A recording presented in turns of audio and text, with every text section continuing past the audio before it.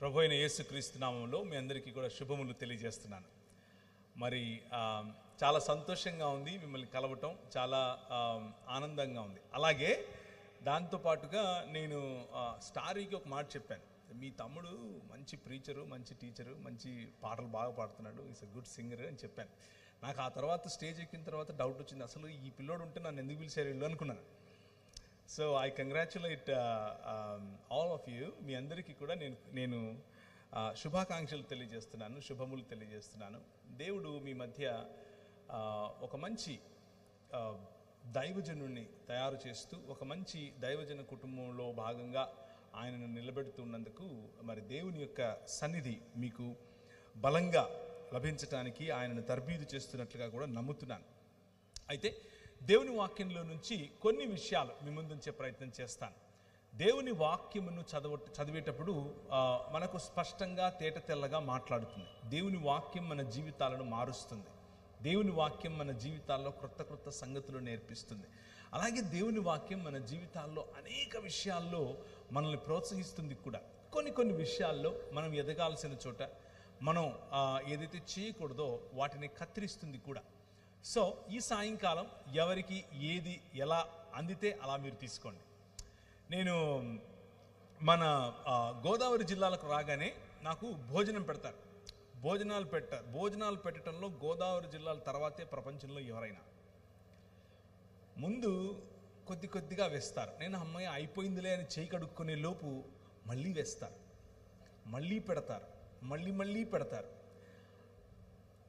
ఒక అరిటాకు లేకపోతే ఒక దాన్ని ఏమంటారు, మంచి పళ్ళెం పెట్టి దాంట్లో అన్నీ అమర్చి మధ్యలో అన్నం కుండలాగా ఇలా పోసి, కొండలాగా పోసి దాన్ని పెడతారు. నేను అది ఒక 10 రోజులు తింటాను. వాళ్ళు ఒకే రోజు తినాలి అని అంటారు. ఇది ఆంధ్ర పద్ధతి. నేను హైదరాబాద్లో పుట్టాను, అంటే పుట్టలేదు, హైదరాబాద్లో ప్రస్తుతానికి ఉంటున్నాను. అక్కడ వరకు ఆపండి. హైదరాబాద్లో బిర్యానీ వండుతారు. ఇలా బాగా అరేంజ్ చేసి పెట్టరు, అన్నీ కలిపేసి ఏది కనిపించకుండా పల్లెంలో వేసేసి ఇదే మంచిది వేసేసుకోండి అని చెప్తారు. ఎవరు ముక్కలోడు ఏరుకోవాల్సిందే. సో ఈరోజు నేను చెప్పబోయే మాట బిర్యానీ లాగే ఉంటుంది. మీకు కావాల్సినవి మీరు ఏరుకోవటమే, మీకు తగిలేవి మీరు తీసుకోవటమే. మీరెవరూ నాకు తెలియదు కాబట్టి, ఆబ్వియస్గా మీ గురించి నాకు తెలియదు కాబట్టి మీకు నేను చెప్పట్లేదు, వాక్యం చెప్తున్నాను. మీకు ఏది నచ్చితే అది తీసుకోండి. కానీ నా హృదయంలో ప్రభు బలంగా నా హృదయంలో పెట్టిన మాటలు ఈరోజు చెప్తాను. నేను యాక్చువల్గా ఈరోజు మధ్యాహ్నం 2:45కు బయలుదేరితే 8:15-8:30 ఇక్కడికి వచ్చాను. అంటే ఒక 6 గంటల 10 నిమిషాలు అంత సమయంలో నేను ఇక్కడికి చేరుకున్నాను. మంచిగా ప్రిపేర్ అయితే వచ్చాను. నేను ఎప్పుడు వాక్య పరిచయం చేయడానికి నాకు ప్రభు అవకాశం ఇచ్చిన మొట్టమొదటిసారి ప్రభు కోసం నిలబడి నేను వాక్యం చెప్తున్నాను అన్న కసితో మాట్లాడతాను. ఇక్కడికి వచ్చిన తర్వాత నేను ప్రిపేర్ అయినది చెప్పాలి అన్నది నాకు అలాంటి లీడింగ్ లేదు. దేవుడు నాకు అలాంటి నడిపింపు ఇవ్వటం లేదు. నా మనసులో వేరే కొన్ని అంశాలను ఉంచాడు. ఆ అంశాలనే మేము ఉంచే ప్రయత్నం చేస్తాను. ఇది స్పష్టంగా స్వచ్ఛంగా నా హృదయంలో నుంచి వస్తున్నటువంటి ఈ సంఘం కోసం, అలాగే మన అందరికీ ఉపయోగపడే మాటలుగా ఉండాలి అని నేను మనస్ఫూర్తిగా ఆశిస్తున్నాను. అయితే ఒకసారి హెబ్రీయులకు రాసిన పత్రికలో నుంచి ఒక మాట చదివి ఆ తర్వాత నేను ఎన్నుకున్నటువంటి పాఠ్యభాగం వైపుకు నేను వెళతాను. హెబ్రీ పత్రిక మనం గనక ఆఖరి అధ్యాయం అనగా 13వ అధ్యాయం గనక మనం చూస్తే మనకు స్పష్టమైనటువంటి కొన్ని మాటలు కనిపిస్తాయి. మీకు దేవుని వాక్యమును బోధించి, 7వ వచనం గురించి మాట్లాడుతున్నాను. మీకు దేవుని వాక్యమును బోధించి మీ పైన నాయకులుగా ఉన్న వారిని జ్ఞాపకము చేసుకుని వారి ప్రవర్తన ఫలమును శ్రద్ధగా తలంచుకొనుచు వారి విశ్వాసమును అనుసరించండి. ఇది ఒక దగ్గర పెట్టుకోమంటారా? సరిపోతుందా? ఓకే. ఇది దేవుడు మనకిస్తున్నటువంటి ఒక ఆజ్ఞ. దైవజనులను, మనకు వాక్యము బోధించిన వారిని, మనకంటే ముందు నడిచిన వారిని మనం జ్ఞాపకం చేసుకోవటం అది తప్పు కాదు, అది మంచిది, అది ఆశీర్వాదకరం, అది చేయదగినది మాత్రమే కాదు, చేసి తీరవలసినటువంటి ఆజ్ఞ. కనుక మీకు వాక్యోపదేశం చేసిన వారు, మీ పైన నాయకులుగా ఉన్నవారు, మీ కొరకు శ్రమించిన వారు, మీ కొరకు తమ జీవితాలను విత్తిన వారిని జ్ఞాపకం చేసుకోవటం దేవుడు మనకిస్తున్నటువంటి బాధ్యత, బాధ్యతతో కూడినటువంటి ఆశీర్వాదము కూడా. ఇలా నీతిమంతులను జ్ఞాపకం చేసుకున్నప్పుడు నీతిమంతుల పట్ల వారి ప్రవర్తన ఫలమును మనము కలిగి ఉండేందుకు, వారి విశ్వాస జీవితమును అనుసరించేందుకు, శ్రద్ధగా అనుసరించేందుకు ప్రయత్నం చేసినప్పుడు మనకు ఆశీర్వాదం, ఆ ఆశీర్వాదం మనం కోల్పోకూడదు ఎప్పుడు కూడా. ఆ ఆశీర్వాదం మనలో ఎప్పుడూ ఉండేట్లుగా మనం ప్రయత్నం చేయాలి. మన ముందు నడిచినటువంటి దైవజనులు అనేకులు మనకు వాక్యోపదేశం చేశారు. మీ జీవితాలలో మీకు వాక్యోపదేశం చేసిన వారు మీ తల్లి ఉండొచ్చు, మీ తండ్రి ఉండొచ్చు, మీ భర్త ఉండొచ్చు, మీ స్నేహితురాలు ఉండొచ్చు, లేకపోతే మీ సంఘ కాపరి అయి ఉండొచ్చు. సంఘ కాపరితో పాటు సంఘములో ఉన్నటువంటి పెద్దలు కావచ్చు, పిల్లలు కావచ్చు, ఎవరైనా సరే మీ జీవితాల్లో దేవుని వాక్యాన్ని గనక ఉపదేశించిన వారుగా ఉంటే, మీరు వారి ద్వారా దేవుని గురించి, దేవుని ప్రేమను గురించి, దేవుని సంకల్పాన్ని మీరు గనక అర్థం చేసుకున్న వారు ఉంటే, అది జ్ఞాపకం చేసుకోవటం, వారి విశ్వాసమును అనుసరించటం, వారి ప్రవర్తన ఫలమును శ్రద్ధగా అనుసరించటం, తెలుసుకోవటం, మననం చేయటం, ఇది ఆశీర్వాదకరమైనటువంటి పని. ఆ ఆశీర్వాదకరమైన పని మీరు చేయునట్లుగా, ధైర్యము కలిగి చేయునట్లుగా మిమ్మల్ని నేను ప్రోత్సహిస్తున్నాను. అలాగే ఆ ఆశీర్వాదము మనకిచ్చేటటువంటి దేవుడు, అనగా వాగ్దానముతో కూడినటువంటి ఆజ్ఞను ఇచ్చేటటువంటి దేవుడు మనిషిని తన స్వరూపమందు తన పోలిక చొప్పున చేశాడు. నీ పక్కన వాళ్ళకి చెప్తారా నువ్వు దేవుని పోలికలో ఉన్నావట అని? చెప్పండి, పర్వాలేదు. నువ్వు దేవుని పోలికలో ఉన్నావు అని చెప్పండి. నువ్వు దేవుని స్వరూపంలో ఉన్నావు అని చెప్పండి. కేవలం ఇక్కడున్న వారే కాదు, మైకుల ద్వారా వింటున్న వారికి కూడా ఈ మాట చెప్తున్నాను. మీరు క్రైస్తవులు అయ్యుండొచ్చు, కాకపోయి ఉండొచ్చు, వాక్యమును నమ్మిండొచ్చు, నమ్మకపోయిండొచ్చు, ప్రభు అయిన యేసు క్రీస్తును అనుసరిస్తూ ఉండొచ్చు, అనుసరించకుండా ఉండొచ్చు. అయినా కానీ మీతో కూడా నేను ఈ రాత్రి ఒక మాట చెప్తున్నాను. ఏమిటి? స్పష్టమైన మాట, దేవుని వాక్యం చెప్పే మాట ఏంటి అని అంటే, మీరు దేవుని స్వరూపములోను దేవుని పోలిక చొప్పున చేయబడినటువంటి మనుష్యులను దేవుడు తన స్వరూపమందు తన పోలిక చొప్పున చేసి 5 రకాలైనటువంటి ఆశీర్వాదముతో కూడిన వాగ్దానములను, లేకపోతే వాగ్దానముతో కూడినటువంటి బాధ్యతను ఇచ్చాడు, అధికారమును ఇచ్చాడు. బాధ్యతతో కూడిన అధికారం, వాగ్దానముతో కూడినటువంటి అధికారాన్ని ఇచ్చాడు. ఆ 5 మీ ముందుంచుతారు. మొదటిది, మీరు ఫలించండి అని చెప్పాడు. రెండవది, మీరు అభివృద్ధి చెందండి అని చెప్పాడు. మూడవది, మీరు విస్తరించండి అని చెప్పాడు. నాలుగవది, ఈ భూమిని నిండించండి అని చెప్పాడు. ఐదవది చాలా ప్రాముఖ్యమైనది, దానిని ఏలండి అని చెప్పాడు. రాజులుగా ఉండండి అని చెప్పాడు. ఈ 5 కూడా దేవుడు చేసినటువంటి వాగ్దానముతో కూడినటువంటి బాధ్యత. ఫలించటం నీ బాధ్యత, అభివృద్ధి చెందటం నీ బాధ్యత, విస్తరించటం నీ బాధ్యత, భూమిని నిండించటం నీ బాధ్యత. అలాగే దానిపైన తల్లిదండ్రులను పోలినటువంటి రాజ్యం చేయటం నీ బాధ్యత. దేవుడు మనిషిని తన స్వరూపమందు తన పోలిక చొప్పున చేసి భూమి ఆకాశములు అనేటటువంటి ఒక మందిర నిర్మాణం చేసి, ఆ మందిరములో తన ప్రతినిధిగా, తన ప్రతిమగా మరియు తన ప్రతిబింబంగా ఉంచాడు. 3 పదాలు: తన ప్రతినిధిగా, తన ప్రతిమగా మరియు తన ప్రతినిధిగా లేదా ప్రతిబింబంగా ప్రాణ ప్రతిష్ఠ చేసి ఆ ఆలయంలో ఆ ప్రాణ ప్రతిష్ఠ చేసినటువంటి మనిషిని ఉంచాడు. నువ్వు ఏలు అన్నాడు. నాకు ప్రతిగా, నాకు యాజ్ ఎ రిప్రజెంటేటివ్, నా ప్రతినిధిగా, నా ప్రతిబింబముగా, అలాగే నా స్వరూపము నా పోలిక చొప్పున ఉన్నావు కాబట్టి నా ప్రతిమగా ఈ ప్రపంచాన్ని ఏలు అని చెప్పాడు. ఇది మనకి ఇవ్వబడినటువంటి బాధ్యతతో కూడినటువంటి ఆశీర్వాదం.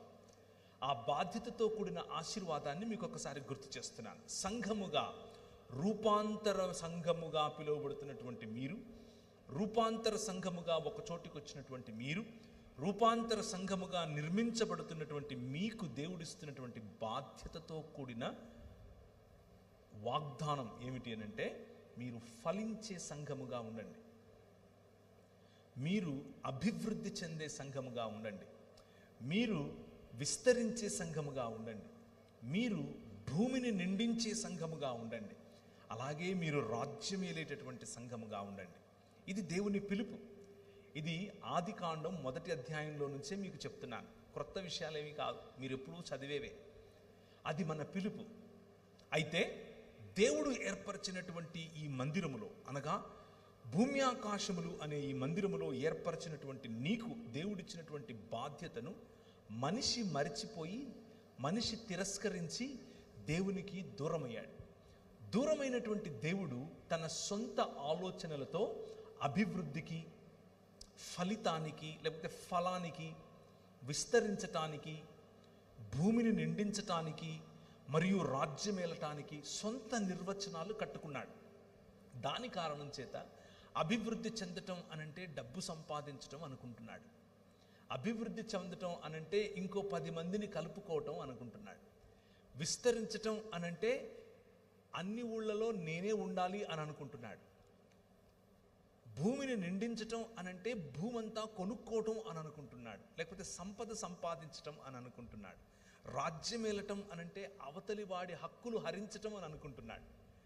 కానీ ప్రభువు ఇచ్చినటువంటి ఆజ్ఞతో కూడిన ఆశీర్వాదం, బాధ్యతతో కూడినటువంటి ఈ వాగ్దానం ఏమిటి అనంటే, ఒకరికి ఉపయోగపడే విధంగా, ఒకరిని ఘనపరిచే విధంగా, ఒకరిని హెచ్చించే విధంగా, ఒకరి కొరకు ఉపయోగపడుతూ హెచ్చిస్తూ ఘనపరుస్తూ సంఘ నిర్మాణం చేసే విధంగా ఆయన ఒక క్రమాన్ని ఏర్పరచాడు. ఈ ప్రపంచంలో ఆయన ఒక క్రమాన్ని ఏర్పరచాడు.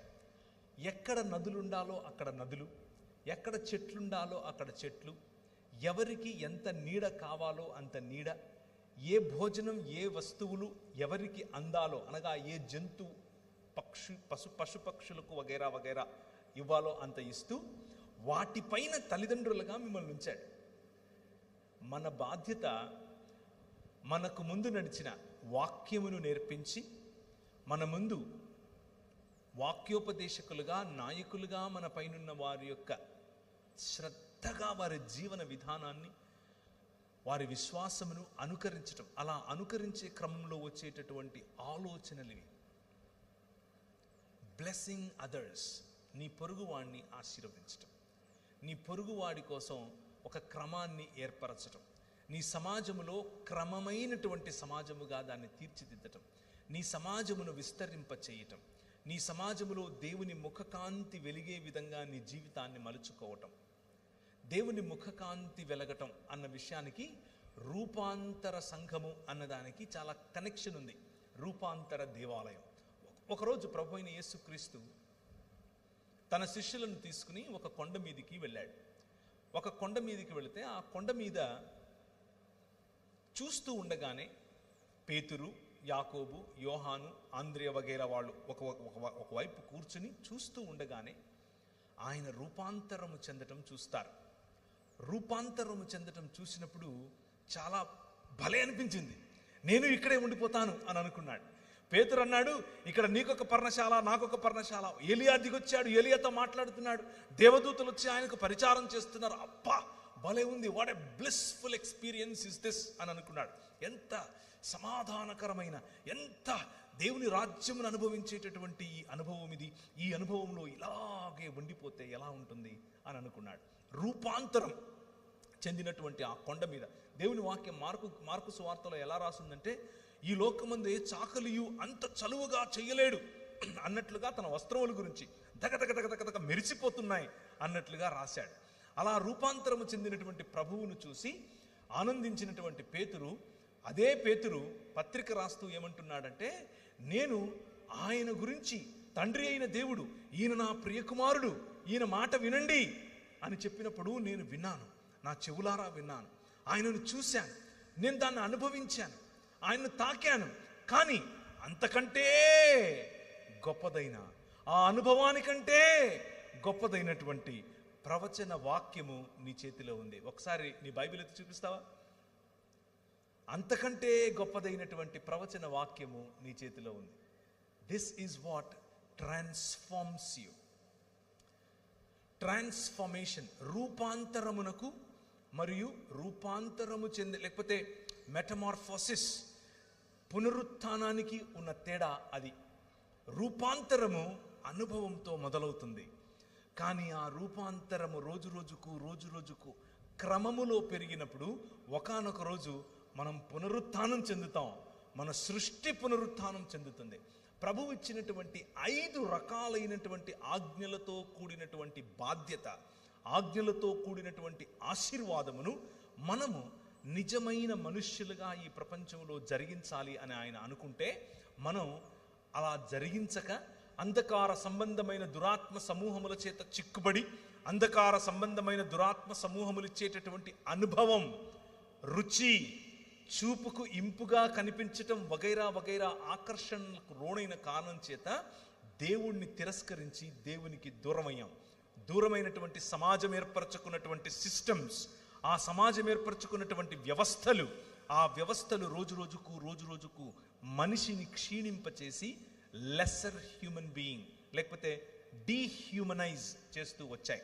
అలా డీహ్యూమనైజ్ చేస్తూ వచ్చినటువంటి ఈ ప్రపంచంలోనికి నీ చేతనున్నటువంటి ఈ వాక్యం ప్రపంచాన్ని రూపాంతరము చెందించటానికి, సమాజములను రూపాంతరము చెందించటానికి, మనుష్యులను రూపాంతరము చెందించటానికి, అనుభవాలను రూపాంతరం చెందించటానికి, సంబంధాలను రూపాంతరం చెందించటానికి మీ మధ్యకు ఆయన మీ చేతికి ఇచ్చాడు. ఈ వాక్యాన్ని మనం గమనిస్తున్నాం. అయితే ఈ వాక్యంలో ఒక చక్కటి మాట మీకు వినిపిస్తుంది. అదేమిటి అనంటే, నిత్య నిబంధన. ఈ రూపాంతరము కొరకు చేసినటువంటి నిబంధన. దేవుడు మనుష్య సమాజానికి, మనుష్యులను రూపాంతరము చెందించటానికి ఒక నిబంధన చేశాడు. ఆ నిబంధనను 5 రకాలుగా బైబిల్ గ్రంథం మనకు చెప్తుంది. 5 ఆశీర్వాదముతో కూడినటువంటి ఆజ్ఞలను నేను మీకు చూపించాను. మొదటిగా 5 రకాలుగా ఒకే నిబంధన మన మధ్యకు రావటం, సృష్టి క్రమం మొదలుకొని ఇప్పటి వరకు మానవ చరిత్రలో జరిగినటువంటి గమనం ఇది. దాన్ని మీకు వివరిస్తాను. మనిషి యొక్క ప్రయాణం. చాలామంది మనిషి యొక్క ప్రయాణం ఏమనుకుంటారంటే, అలా పుడతాడు, ఇలా చనిపోతాడు, చనిపోయిన తర్వాత ఏదో లోకానికి వెళ్ళిపోతాడు. ఇది సాధారణంగా మత ప్రాతిపదికన ఉన్న వాళ్ళ యొక్క ఆలోచన విధానం. అందులో కొద్దో గొప్ప సత్యం లేకపోలేదు. కానీ బైబిల్ గ్రంథం చెప్పేటటువంటి సంపూర్ణ సత్యాన్ని ఈరోజు మీకు చెప్పే ప్రయత్నం చేస్తాను. 5 రకాలైనటువంటి ఒకే కవెనెంట్, ఒకే నిబంధన, రూపాంతరమును కోసం రూపింపబడినటువంటి నిబంధన 5 రకాలుగా 5 సమయాలలో మానవ మనుగడలోనికి రావటం మనం గమనించాలి. మొదటిగా ఆదికాండములోనే మనుషులు విస్తరించి, ఫలించి, భూమిని నిండించి, కానీ వారి ఇచ్చ చొప్పున, వారి యొక్క ప్రణాళిక చొప్పున నగర నిర్మాణం చేసుకుని సంబంధాలను కోల్పోయి, మనుష్యుల మధ్య మనుష్యులు హేట్రెడ్, మనుష్యుల మధ్య మనుష్యులు పొరపొచ్చాలు, సంబంధాలలో చేదు, మనుష్యులను కోల్పోయేటటువంటి మనుష్యులుగా తయారై స్వంత సహోదరుణ్ణి చంపిన తరువాత కయ్యూను వెళ్ళి నగరాలను నిర్మించుకుంటూ ఉంటే, ఎందుకు అనంటే భద్రత కోసం. ఎవరి నుంచి భద్రత అనంటే సాటి మనిషి నుంచి భద్రత అన్నటువంటి గోడలను నిర్మించుకోవటం మొదలుపెట్టాడు మనిషి. దానికి నాగరికత అని పేరు పెట్టాడు. నాగరికతలలో ఎదుగుతున్నటువంటి మానవ సమాజం మెల్లిమెల్లిగా దేవునికి దూరం అయిపోయేటటువంటి మానవ సమాజంలోనికి దేవుని ప్రమేయం మనకు కనిపిస్తుంది. మనిషి యొక్క ఊహలోని, ఆలోచనలోని సమస్తము కేవలము ఎల్లప్పుడూ చెడ్డది అన్నట్లుగా మనిషి పతనావస్థలో ఉన్న క్రమంలో దేవుడు ఒక్క వ్యక్తిని ఎన్నుకున్నాడు. దేవుడు ఈ ప్రపంచాన్ని, అందులో ఉన్నటువంటి కలుషితమైనటువంటి మనుష్యులను రూపాంతరము చెందించాలి అని ఆశపడ్డాడు. క్రొత్త సృష్టిని చెయ్యాలి అని ఆశపడ్డాడు. ఆ క్రొత్త సృష్టిని చేసేటటువంటి దేవుడు ఆ క్రమంలో మొట్టమొదటిగా ఒక్క కుటుంబాన్ని ఎన్నుకున్నాడు. కుటుంబం నూతన సృష్టికి పునాది. కుటుంబమే మొదటి సృష్టికి పునాది. నూతన సృష్టికి కూడా కుటుంబమే పునాది. ఆ కుటుంబం నోవహు కుటుంబం. నోవహు కుటుంబానికి చేసినటువంటి, నోవహు కుటుంబము ద్వారా సకల ప్రజలకు, సకల మానవాళికి చేసినటువంటి వాగ్దానం ఏమిటి అనంటే, నేను లయకారుణ్ణి కాదు, నేను నిన్ను పునరుత్థానం చెందిస్తాను, నేను నిన్ను రూపాంతరము చెందిస్తాను. రూపాంతరము చెందించటానికి నేను ఏర్పరచుకున్నటువంటి మాధ్యమంలో నువ్వు ఒకటివి అని చెప్పి ఒక ఇంద్రధనస్సును ఏర్పరిచి ఆయన యొక్క కృపను, ఆయన తిరిగి మనలను నిర్మించబోయేటటువంటి నూతన సృష్టికి ఒక ప్రతీకగా, ఒక నాందిగా, ఒక సూచనగా ఆయన మనకిచ్చాడు.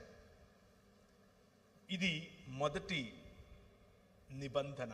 ఒకే నిబంధన మొదటిసారి వినిపించినటువంటి నిబంధన. రెండవది, ఇప్పుడు సృష్టి ఇంకా పెరిగింది. సృష్టిలో ఉన్నటువంటి మనుష్యులు మళ్ళీ సమాజాలు కట్టడం మొదలుపెట్టారు. సృష్టిలో ఉన్నటువంటి మనుషులు మళ్ళీ నాగరికతలు నిర్మించడం మొదలుపెట్టారు. మెసొపొటేమియా నాగరికత అని మొదలయ్యింది. ఆ మెసొపొటేమియా నాగరికతలో ఎత్తైన గోడలు, బ్రిక్స్ చేయటం మొదలుపెట్టారు. ఇటుకలు మొట్టమొదటిసారిగా గొప్ప లేకపోతే ఎత్తైనటువంటి గోడలు కట్టడం మొదలుపెట్టారు. వారి శిల్పకళ ముందు ఎవరూ సాటి రారు అన్నట్లుగా శిల్పకళతో నానా విధములైనటువంటి ధనం కోసం, అందం కోసం, పరువు కోసం, పరపతి కోసం, మనిషికి ఉన్నటువంటి అధికారాన్ని సూచించటం కోసం వారు వివిధమైన దేవీ దేవతలను తయారు చేసుకుని దాని ముందు సాగిలపడటం మొదలుపెట్టారు. ప్రభు అన్నాడు, నో, నేను మిమ్మల్ని తిరిగి నా వైపుకు తీసుకొచ్చుకుంటాను, రూపాంతరము చెందిస్తాను, నూతన సృష్టిగా మారుస్తాను అని చెప్పి అందులో ఇంకొక కుటుంబాన్ని ఏర్పరచుకున్నాడు. ఆ కుటుంబమే అబ్రహాము కుటుంబం. మొదట నోవహు కుటుంబానికి చేసినటువంటి వాగ్దానముతో కూడినటువంటి నిబంధన. రెండవది అబ్రహాముతో చేసినటువంటి వాగ్దానముతో కూడిన నిబంధన. ఆ అబ్రహామును బయటకు పిలిచాడు. అబ్రహామా రా అన్నాడు. ఆయన తన ఇంటి వారిని, తన ఊరిని విడిచి, తన రాజ్యమును విడిచి బయటకు వచ్చాడు. నీ ద్వారా ఒక రాజ్యాన్ని కడతాను అని అన్నాడు. ఆ రాజ్యాన్ని కట్టే క్రమంలో నీకు పిల్లలను ఇస్తాను అని అన్నాడు. ఈయనకు బాగా వయసుడిగిపోయింది. భార్యామణి ముసలితనంలో ఉంది.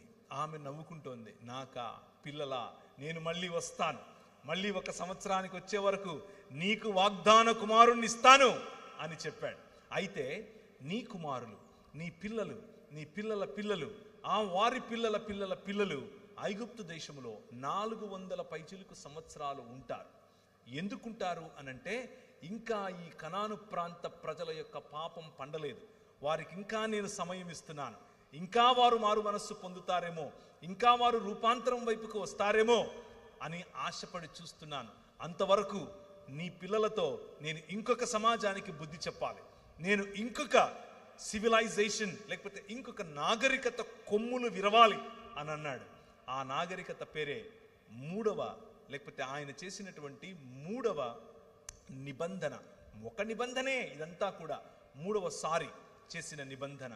ఇశ్రాయేలు తన పిల్లల పిల్లలు ఫలించారు, విస్తరించారు, భూమిని నిండించారు, అభివృద్ధి చెందారు, కానీ రాజ్యం చేయలేకపోతున్నారు. కారణం ఏమిటి అనంటే, ఈ లోక సంబంధమైనటువంటి దేవత, ఈ లోక సంబంధమైనటువంటి అంధకార సంబంధమైన దురాత్మ సమూహముల చేత చిక్కబడినటువంటి రాజ్యములో బానిసలైపోయారు. పని ఎక్కువ, పారితోషికం తక్కువ, సమయాలలో పని చేస్తున్నారు, తినటానికి ఏమీ లేదు, ఏం చేయాలో తెలియదు. వారి ఆర్తనాదాలు ప్రభువు విన్నాడు. నేను విన్నాను అని అన్నాడు. మీకు వేరే ఎవరో గుర్తొస్తూ ఉంటే అది ఇక్కడి నుంచే వచ్చింది. మీరేదో అనుకుండేరు పొరపాటున, అది ఇక్కడి నుంచే వచ్చింది. ఏదొచ్చినా నేను ఉన్నాను అని అన్నాడు. నేను ఉన్నవాడను అని చెప్పినవాడు. నేను విన్నాను అన్నాడు. వారి ఆర్తనాదాలు విన్నాను అని అన్నాడు. ఉండి అలా ఊరుకోలేదు. మూడవ మాటగా ఆయన ఒక వాగ్దాన నిబంధనను చేశాడు. ఏమిటది? మోషే ద్వారా చేశాడు. నీ ద్వారా అబ్రహాముకు చేసినటువంటి వాగ్దానం యొక్క పర్యవసానముగా ఒక రాజ్య నిర్మాణం నేను చేస్తాను.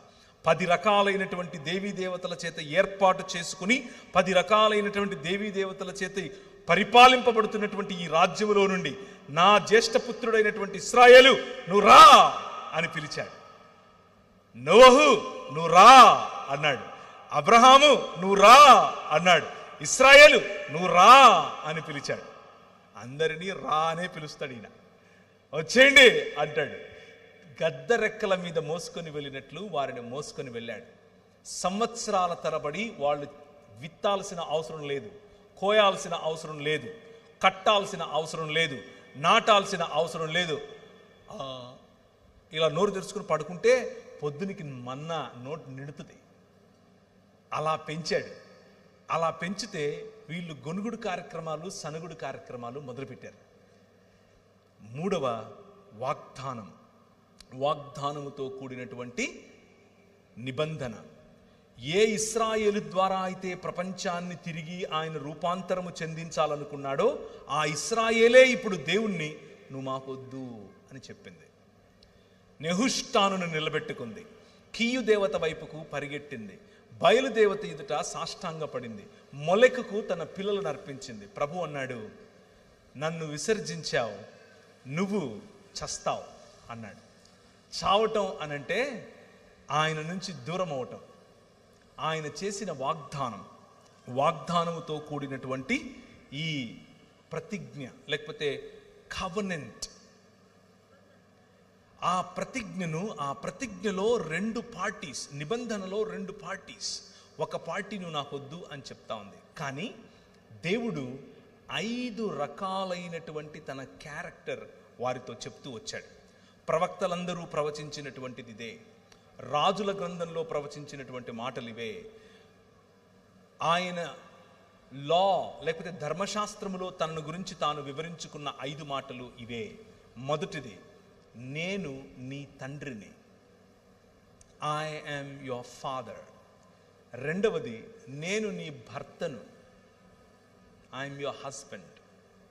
ఇశ్రాయేలుతో దేవుడు చేసిన నిబంధన, ఒక తండ్రికి పిల్లలకు ఉండే నిబంధన, ఒక భార్యకు భర్తకు ఉండే నిబంధన, ఒక ప్రియురాలికి ప్రియుడికి ఉండే నిబంధన, ఐ యామ్ యువర్ లవర్, నేను నీ ప్రియుణ్ణి.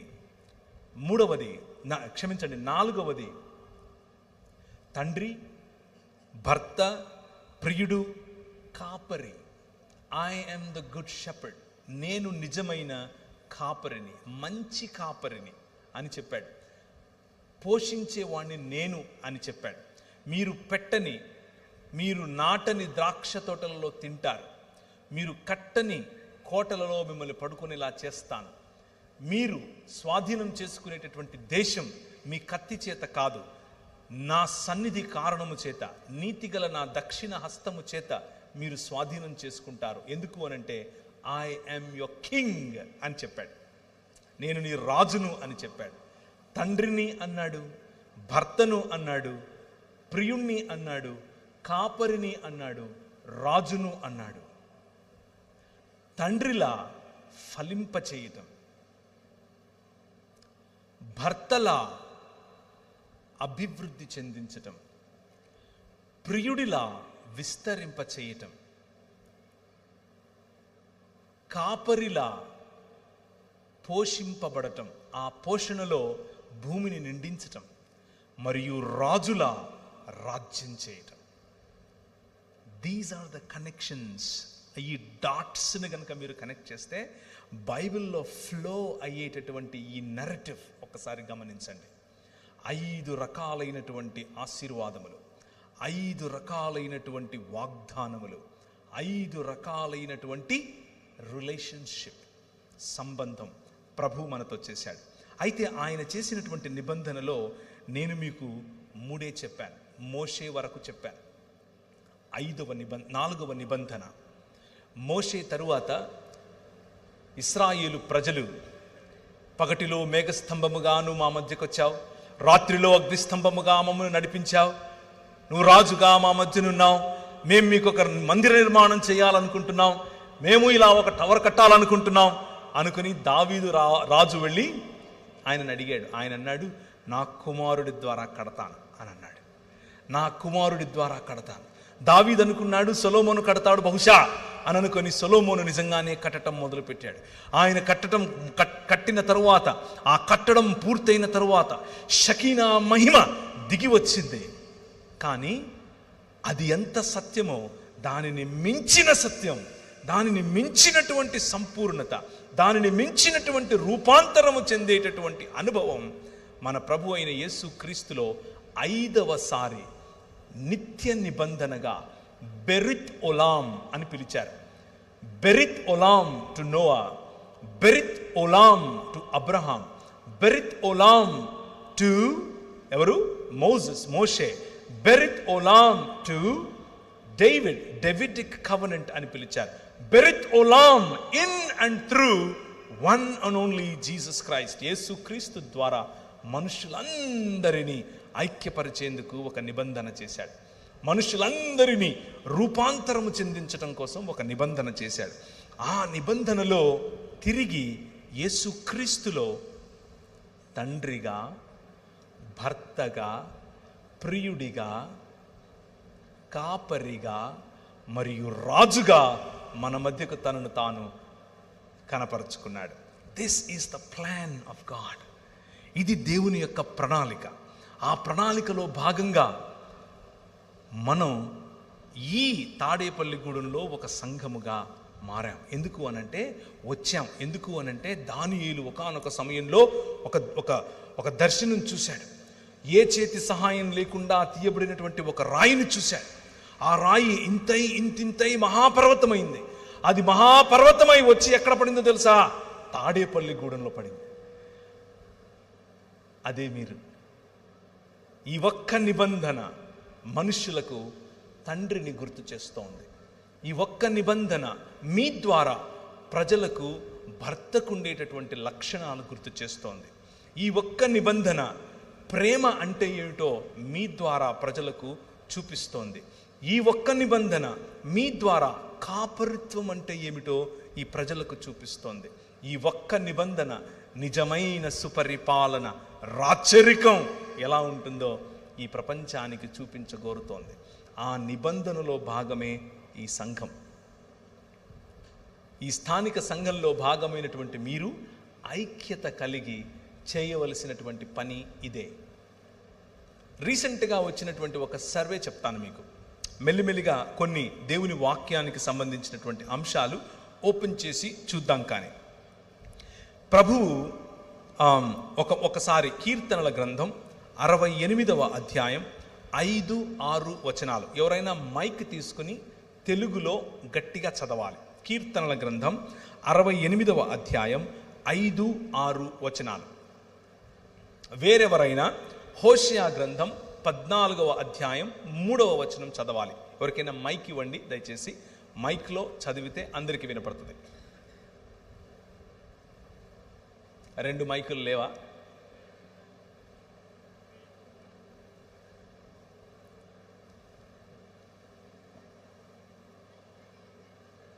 ఆలోగా తీసిన వారు చదవండి. కీర్తనల గ్రంథం 68వ అధ్యాయం 5-6 వచనాలు.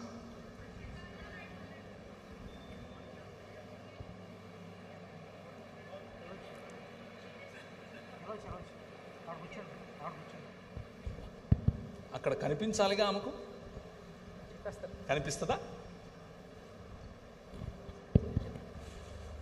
పోనీ నేను చదివేనా? చదవండి. కీర్తనల గ్రంథం 68 5-6 వరకు. తన పరిశుద్ధాలయమందుండు దేవుడు, తన పరిశుద్ధాలయమందుండు దేవుడు, తండ్రి లేని వారికి తండ్రియు, తండ్రి లేని వారికి తండ్రియు, విధవరాండ్రకు న్యాయకర్తయు అయ్యున్నాడు. దేవుడు ఏకాంగులను సంసారులుగా చేయువాడు. ఆయన బంధింపబడిన వారిని విడిపించి వారిని వర్ధిల్ల చేయువాడు. ఆయన ఇచ్చినటువంటి వాగ్దానమును, ఆయన చేసినటువంటి నిబంధన ద్వారా ఆయన వాక్యములో ఎలా చేయబోతున్నాడో స్పష్టంగా తన క్యారెక్టర్, తన నేచర్, తన స్వభావాన్ని తెలియచేస్తున్నాడు. హోషేయ గ్రంథం 14వ అధ్యాయం 3వ వచనం. హోషేయ గ్రంథం 14వ అధ్యాయం 3వ వచనం. అశ్షూరీయుల చేత రక్షణ నొందగోరము, మేమికను గుర్రములను ఎక్కము. మీరే మాకు దేవుడని మేమిక మీదట మా చేతి పనితో చెప్పము. తండ్రి లేని వారి ఎడల వాత్సల్యము చూపువాడవు నీవే కదా. చదవండి. వారు విశ్వాసఘాతకులు కాకుండా చాలు తండ్రి లేని వారి ఎడల వాత్సల్యము చూపువాడు మన దేవుడు. కీర్తనల గ్రంథం 82:3. కీర్తనల గ్రంథం 82:3. పేదలకు తండ్రి లేని వారికి న్యాయమును తీర్చుడి. శ్రమగల వారికి దీనులకును న్యాయము తీర్చుడి. దరిద్రులను నిరుపేదలను విడిపించుడి. భక్తిహీనుల చేతిలో నుండి వారిని తప్పించుడి. చాలు. న్యాయము చేయటం, విడిపించటం, తప్పించటం, బలహీనులైన వారి పట్ల వారి పక్షంగా నిలబడటం, ఇదే మన దేవుని యొక్క స్వభావం. ఇదే ఆయన కుమారుని యొక్క స్వభావం. ఆయన కుమారుని శరీరమైనటువంటి మన స్వభావము కూడా ఇదే అయి ఉండాలి. దేవుని వాక్యము చాలా స్పష్టంగా చెబుతోంది. మనం దేవుని స్వరూపము, దేవుని పోలిక చొప్పున చేయబడ్డాం అంటే దాని అర్థం ఏమిటి అని అంటే, దేవునికి ఉన్నటువంటి గుణాతిశయములను, గుణ లక్షణములను ప్రచురించువారగుటకు ఆశ్చర్యకరమైనటువంటి వెలుగులోనికి పిలువబడిన వారు. పేతురు గ్రంథంలో చెప్పినట్లు, మనల్ని పిలిచిన వాని గుణాతిశయములను ప్రచురం చేయుటకై చీకటిలో నుండి ఆశ్చర్యకరమగు వెలుగులోనికి మిమ్మల్ని ఎలా పిలిచాడు? రాజులైన యాజక సమూహముగా పిలిచాడు. రాజులైన యాజక సమూహం చేయాల్సిన పనేమిటి?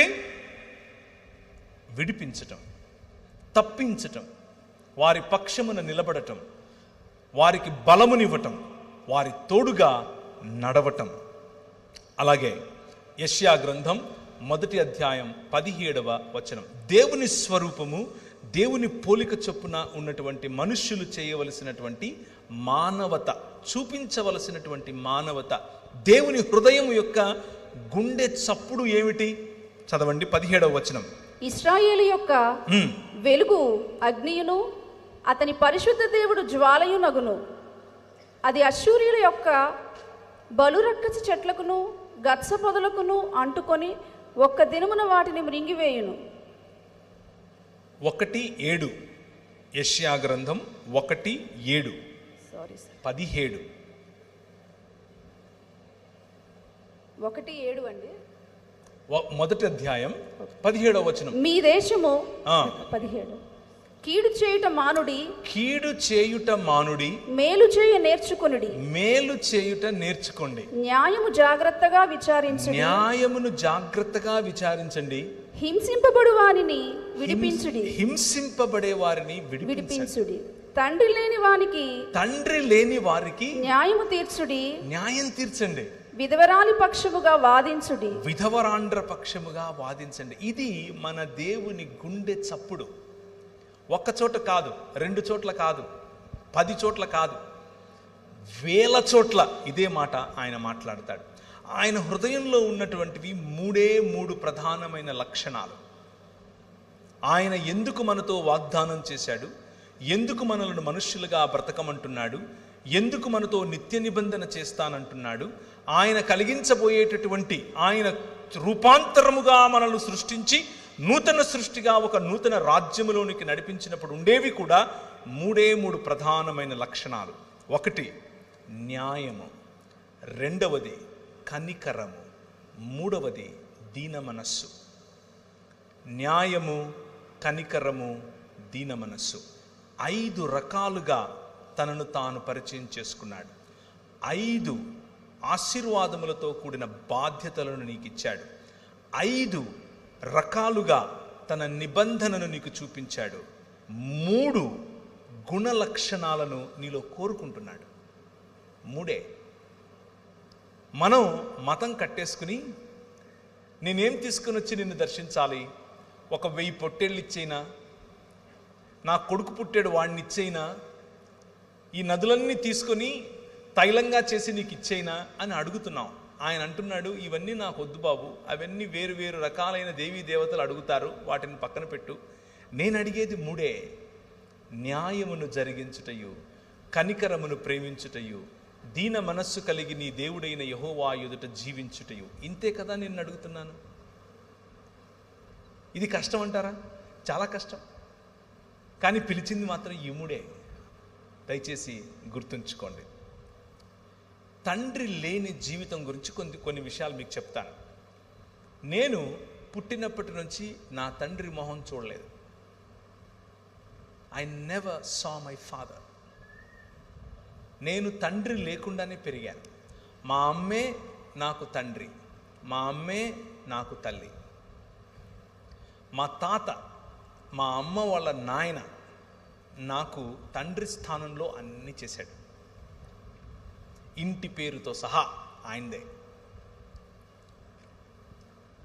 తండ్రి లేని జీవితాలు, తండ్రి లేని కుటుంబాలు ఎలా ఉంటాయి అని నేను మీకు కొన్ని విషయాలు చెప్తాను. తండ్రి లేని జీవితాలు, తండ్రి లేని కుటుంబాల్లో ఎలా ఉంటుంది అనంటే, పిల్లల్లో సెల్ఫ్ కాన్ఫిడెన్స్ నశించిపోతుంది.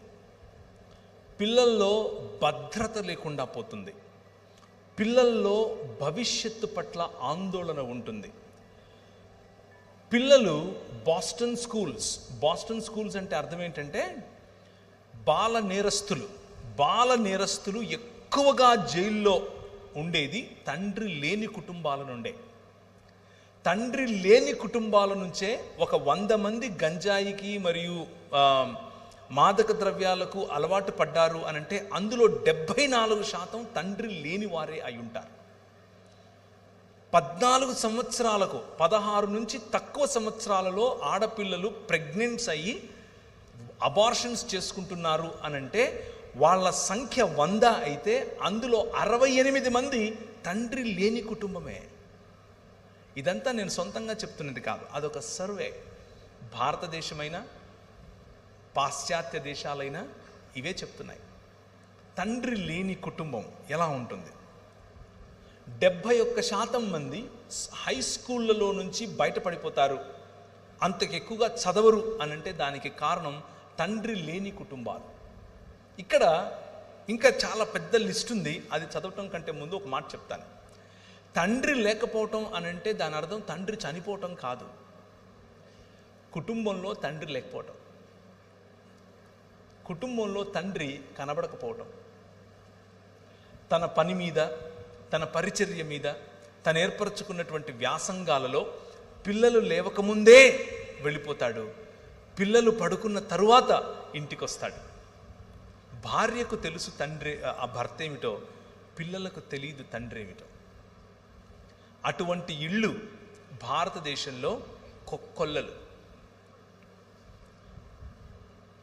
అటువంటి ఇళ్ల కారణం చేత బాల నేరస్తులు పెరుగుతున్నారు. ఇలా తండ్రి అనగా అథారిటీ ఫిగర్, తండ్రి నుంచి దూరమైనటువంటి పిల్లలు 2 రకాలుగా స్పందిస్తారు. 2 రకాలుగా. మొదటిది అగ్రెసివ్, వైలెంట్ అయిపోతారు. వైలెంట్, చాలా వైలెంట్. ప్రతిదానికి తిరిగి సమాధానం చెప్పటం, ప్రతిదాన్ని ఎదిరించటం, ప్రతిదానిపైన తిరుగుబాటు చేయటం మొదటి ఎక్స్ప్రెషన్. 2వ స్పందన లేకపోతే ప్రతిస్పందన, ఏమీ మాట్లాడరు, ఎవరితో సంబంధం పెట్టుకోరు. వారిలో వారికి ఒక ప్రపంచాన్ని నిర్మించుకొని అందులో అలా ఉండిపోతారు. తండ్రి లేని కుటుంబాలు కూర్చున్న వారిలో, అలాగే లైవ్ ద్వారా చూస్తున్న వారిలో ఈ మాట చెప్తున్నాను. పురుషులకు మీ పనుల్లో, మీ పరిచర్యల్లో, మీ వ్యాసంగంలో, మీ పిల్లల ఎదుట మీరు కనబడకుండా ఉన్నారా? This is the result that you are going to see. ఈ పర్యవసానమే మీ కుటుంబంలో చూడబోతున్నారు. పురుషుడు ఇంటికి రాకుండా ఉన్నటువంటి స్త్రీలతో మాట్లాడుతున్నాను. మీ పిల్లలు జాగ్రత్త. తండ్రి యాబ్సెంట్గా ఉన్నటువంటి కుటుంబాల్లో జరిగేటటువంటి పర్యవసానం ఇది. దీన్ని ఎందుకు ఇంత విడమర్చి చెప్తున్నాను అనంటే, నా జీవితంలో ఇది జరిగింది. మా అమ్మ మాకు కావలసినవన్నీ ఇచ్చింది, కష్టపడి మమ్మల్ని పెంచింది. కానీ తండ్రి లేని లోటు నా జీవితంలో స్పష్టంగా కనిపించింది. నేను వైలెంట్గా తయారైపోయాను. నేను ఒకడిని చంపి చచ్చిపోయాడు అనుకుని పొదల్లో పడేసి వెళ్ళిపోయాను. వెళ్ళిపోతే మా ఊరికి సిఐ, మా అక్క ఆ రోజుల్లో ఎస్ఐ, యాక్చువల్గా సిఐ ప్రమోషన్లో ఉంది. ఆమె వీడు బ్రతికాడు అని తెలుసుకుని వాడికి నాకు కాంప్రమైజ్ చేసి ఇంక ఇలా చేయొద్దు లేకపోతే జైలుకి వెళ్తామని చెప్పింది. ఆ రోజు రాత్రి తండ్రి లేని నేను, ఎప్పుడూ తండ్రి కౌగిలిని ఎరుగని నేను, తండ్రి ఇచ్చేటటువంటి వెచ్చదనాన్ని తెలుసుకొని నేను, ఏ రోజు తండ్రి యొక్క మందలింపు అంటే తండ్రి వద్ద నుంచి ఎలా ఉంటుందో నాకు తెలీదు. తండ్రి వద్ద నుంచి ప్రేమ ఎలా ఉంటుందో నాకు తెలీదు. అలాంటి ప్రేమ లేని, మందలింపు లేని, కరెక్షన్ లేని నేను ఒకరోజు ఒక స్వరం విన్నాను. అది సన్నని స్వరం. ఆ స్వరం నాకు చెబుతోంది, నువ్వు ఈ ఊరు విడిచిపెట్టి వెళ్ళిపో అని చెప్తోంది. ఈ ఊరు విడిచిపెట్టేసి నువ్వు వెళ్ళిపో అని చెప్తాను. ఎక్కడికి వెళ్ళాలో తెలీదు. మా అమ్మకు చెప్పి వెళ్తున్నాను తిరుపతికి అని చెప్పి, మా ఊరు కడప, బ్యాగ్ తీసుకుని బస్ స్టాండ్కి వచ్చాను. తిరుపతి టికెట్ కొనబోయి హైదరాబాద్ టికెట్ కొన్నాను. ఎందుకు కొన్నానో కూడా తెలియదు. హైదరాబాద్లో ఎవరున్నారో తెలియదు. తర్వాత ఏదో తెలుసుకున్నాం. ఈరోజు ఫోన్లు ఉండేవి, ఆ రోజుల్లో ఫోన్లు ఉండేవి కావు. హైదరాబాద్లో దిగిన తర్వాత ఫలానా చోట ఫలానా వాళ్ళు, మా ఊరోళ్ళకి సంబంధించిన వాళ్ళు ఉన్నారని తెలుసుకుని ఆ రూమ్కి వెళ్ళి అక్కడ ఉండి చదువుకోవటం మొదలుపెట్టాను. తండ్రి లేకపోతే ఎలాంటి జీవితం ఉంటుందో చెప్తున్నాను మీకు. కానీ 5 రకాలైన క్వాలిటీస్ మీ ముందు ఉంచాను. ఆయన తండ్రిగాను, భర్తగాను, ప్రియుడిగాను, కాపరిగాను మరియు రాజుగాను మన మధ్యకు వచ్చాడు అని చెప్పాను. నా జీవితంలో తండ్రిగా వచ్చాడు. నా జీవితంలో దాదాపు 18-19 సంవత్సరాలున్న నేను, నూనూగు మీసాలు, లేత టీనేజ్ ప్రాయం, ఆ ప్రాయంలో ప్రభు నా దగ్గరికి వచ్చాడు. ప్రభు నాతో మాట్లాడాడు. నువ్వు ఈ లోకానికి వెలుగువు అని చెప్పాడు. తండ్రి ఇలా మాట్లాడతాడు బిడ్డల పట్ల, పిల్లల పట్ల. ఏం చెప్తాడు తెలుసా? అరే నువ్వు అచ్చం నాలాగే ఉన్నావురా అంటాడు. అచ్చం మిమ్మలా ఉన్నావురా అంటాడు. అచ్చం మా నాన్నలాగా ఉన్నావురా అంటాడు. మన పరలోక తండ్రి కూడా అలాగే అంటున్నాడు. You are in the image of God. నువ్వు దేవుని స్వరూపం, నువ్వు దేవుని పోలిక. ఎందుకంటే ఆయన నీ కన్న తండ్రి. నీ పట్ల, నీ దగ్గరికి కన్న తండ్రి ఈ మాటలు తీసుకొని వస్తున్నాడు. నువ్వు మైకిల్ ద్వారా ఒకవేళ వింటూ ఉంటే, నా జీవితం లాంటిదే ఒకవేళ నీ జీవితం అయితే, ఈ ప్రాంగణంలో కూర్చున్నా పర్వాలేదు. తండ్రి ఎరుగనటువంటి జీవితం నీదైతే, రెబెలియస్గా నువ్వు తిరుగుతున్నావా? హద్దు ఆపు లేకుండా నువ్వు తిరుగుతున్నావా? నీ పర్సనల్, నీ వ్యక్తిగత జీవితంలో అందరి ముందు బాగున్నావు, ఎవ్రీథింగ్ ఈజ్ గ్రేట్, చాలా బాగుంది, సూపర్, నవ్వుంది మొహంలో. కానీ లోపల ఏదో తెలియని లావా ఉబుకుతోందా? లోపల ఏదో తెలియని ఒంటరితనం ఉందా? నన్ను కూడా ఇలా కౌగిలించుకుని ఒకరు ముద్దాడితే ఇంత బాగుంటుంది అన్న ఫీలింగ్లో నువ్వు ఉన్నావా? అమ్మాయిలైనా అబ్బాయిలైనా, మీ వయసు 50 అయినా 20 అయినా, అందరిలో ఉండే ఫీలింగ్ ఇది. తండ్రి, మా నాన్న కావాలి. మా నాన్న మాట్లాడితే ఎలా ఉంటుంది? మా నాన్న నన్ను టచ్ చేస్తే ఎంత బాగుండేది? మా నాన్న నన్ను కౌగిలించుకుంటే ఎలా బాగుండేది? ఈ పరలోకపు తండ్రి ఈరోజు రాత్రి నీతో మాట్లాడుతున్నాడు. I am your father. నేనే నీ తండ్రిని. I'm there for you. నేను నీకోసం ఉన్నాను. నువ్వంటే నాకు ఎంత ముద్దో తెలుసా. నిన్ను చూడకుండా ఒక్కరోజు కూడా ఉండలేను నేను. నువ్వు మాట్లాడుతుంటే నాకు అదేదో వైలెన్స్ వాసినట్లు ఉంటుంది. That's how your God feels about you. నీ పట్ల నీ తండ్రికి ఉండేటటువంటి హృదయం ఇది. ఎంతగా నిన్ను ప్రేమిస్తాడంటే నీ తండ్రి, నీ కోసం చచ్చిపోయేంతగా చెబుతారు ఈ లోకంలో ఉన్న తండ్రులు, కానీ మా నాన్న చేసి చూపించాడు. వచ్చి మనందరినీ మళ్ళీ ఒక్క కుటుంబంగా చేయటం కోసం తన శరీరాన్ని విరిచాడు. రూపాంతరము చెందించటం కోసం రూపురేఖలు లేకుండా పోయాడు. అయితే ఆ రూపాంతరము కేవలం అనుభవంగా ఆగిపోకూడదు. ఆ రూపాంతరము తండ్రిగా వచ్చినటువంటి ఈ దేవుని యొక్క రూపాంతర చరిత్ర కేవలం అనుభవంతో ఆగిపోవడానికి వీల్లేదు. దానికి ఒక మనుగడ ఉండాలి, దానికి ఒక చరిత్ర ఉండాలి, దానికి ఒక భవిష్యత్తు ఉండాలి. ఎప్పటికీ సమసిపోయినటువంటి భవిష్యత్తు ఉండాలి. ఆయన తన శరీరాన్ని నాటాడు. ఒక విత్తనము వలె విరిగాడు. ఒక విత్తనము వలె ఆయన పగిలాడు. దున్నబడినటువంటి ఆయన శరీరం నాటబడిన తర్వాత 3 రోజులైన తర్వాత, 2 దినములైన తర్వాత 3వ దినమున యెహోవా సముఖమందు మనము జీవించినట్లు ఆయన మరణాన్ని చంపి తిరిగి లేచాడు. That is your father. మీ నాన్న అది. మీ నాయన మరణానికి లోనయ్యేవాడు కాదు. మీ నాయన మరణాన్ని చంపినవాడు. చంపి తిరిగి లేచాడు 3 దినములైన తర్వాత. హోషేయ గ్రంథం 6వ అధ్యాయం 2వ వచనం. హోషేయ గ్రంథం 6వ అధ్యాయం 2వ వచనం. 2 దినములైన తరువాత ఆయన మనలను బ్రతికించును, మనం ఆయన సముఖమందు బ్రతుకున్నట్లు 3వ దినమున ఆయన మనలను స్థిరపరచును. ఈ తండ్రి హృదయం ఏమిటి అని అంటే, మీ నాయన హృదయం ఏమిటో అంటే, కేవలం రూపాంతరము అన్నది ఒక అనుభవంగా ఆపటం కాదు. ఈ మరణాన్ని చంపి నూతన సృష్టిగా నిన్ను మలచటం. నేను ఫేస్బుక్లో ఒక పిక్చర్ చూశాను. మీలో కూడా చాలామంది చూసే ఉంటారు. ఒక ఆయన నిలబడుకొని సుత్తి ఉలి తీసుకుని ఇలా కొట్టుకుంటున్నాడు. ఇలా కొట్టుకుని లావుగా ఉండే ఆయన సన్నగా మంచిగా స్లిమ్గా తయారవుతున్నాడు. అలా శిల్పకారుని వలె నీ తండ్రి ఈ ప్రపంచాన్ని, ప్రపంచంలో ఉన్న మానవ సమాజాన్ని తన వైపుకు, తన బిడ్డగా మలుచుకుంటున్నాడు. అయితే దేవుణ్ణి తిరస్కరించటం కారణంగా మనం సంపాదించుకున్నటువంటి మరణం, దేవునితో ఎడబాటు, ఈ ప్రపంచంలో దేనికి గ్యారంటీ లేదు, దానికి మాత్రమే ఉంది. మరణం తప్పదు ప్రతి ఒక్కరికి. నీకైనా నాకైనా, మనకంటే ముందు పోయిన వారికైనా, మన తరువాత పోయేవారికైనా మరణం తథ్యం. మరణం, death is the only guarantee in this world. దాన్ని మించిన గ్యారంటీ ఏది లేదు. కానీ దానికంటే బెటర్ గ్యారంటీ ఇంకొకటి ఉంది.